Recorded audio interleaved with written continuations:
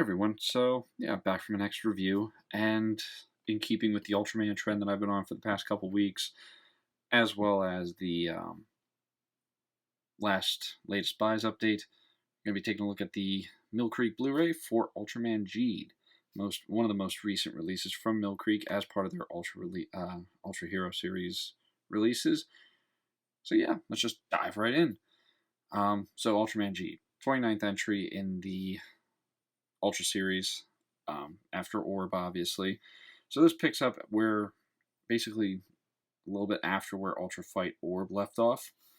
And yeah, so on the cover, get through the Blu-ray first, you've got G'd Primitive and the G'd Claw, I believe it's called, as well as Belial, which G'd is actually a combination of Belial and the original Ultraman into one.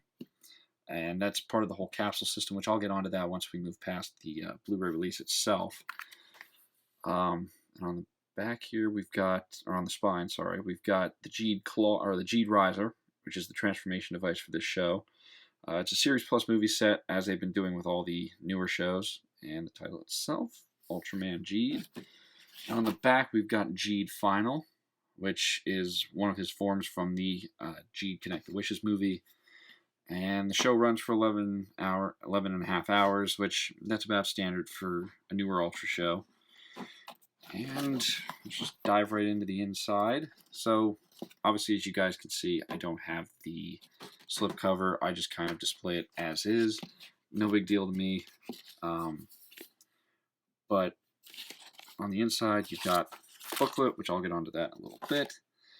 And on the discs, you have a picture of each of G'd's forms. So, 5 discs, you've got all 5 forms. So disc 1, which has episodes 1 to 5, also has G'd Primitive on the cover. Disc 2, which has episodes 6 to 10, has Solid Burning. Disc 3 has Acro Smasher, which is episodes 11 to 15. Disc 4 is episodes 16 to 20 and has G'd Magnificent. And Disc 5 has Royal Mega Master G'd and episodes 21 to 25. And then G'd Final on the Connect the Wishes Blu-ray. So, yeah. Now onto the booklet. The booklet itself, if you're expecting the same thing as we got with the Showa releases, these are not the same. They aren't nearly as thick as the Showa ones were. They also aren't bound the same way that the Showa releases are. The Showa releases are pretty much like a mini book. These are just a little tiny information episode booklet for each show. Gives you a little bit of information, though, that you can at least follow along and keep up with the show. You can understand it. So on the front cover, well, front and back cover wraparound, you've got the G'd Riser, transformation device for the show. And opening it up, you've got G'd's various forms. G'd Primitive, which I like it. It actually gives you a little bit of his moves, a little synopsis of what each form is. So you've got G'd Primitive, G'd Solid Burning, which this is a fusion of Ultra 7 and Ultraman Leo. Acro Smasher, I believe, mixes Cosmos and Hikari. Magnificent mixes Father of Ultra and Zero, and Royal Mega Master, mixes, I believe, G'd Riser and Ultraman King. And then you've got Ultraman Zero and Ultraman Zero Beyond. And on the other page, you've got Ultraman Belial and his form with Alien Emperor and Dark Lugiel, which is Ultraman Belial Atrocious. So on the Kaiju Character Guide, this just gives you a rundown of some of the monsters from the show. You got Mecha Gamora, Ella King. It crosses all different eras. So you've got Sonic Gachira, which I kind of like that. It's only the larvae, but it's kind of neat that you picked like an obscure Ultra character or an Ultra monster from Taro. You got Pit, Dada, Skull Gamora. So yeah, they do incorporate a lot of different Ultra monsters here. And on the episode guide, you've also got a picture of the logo screen for each episode, as well as synopsis and a little screen cap. So that's disc 1,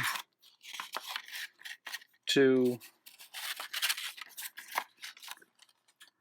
3, 4,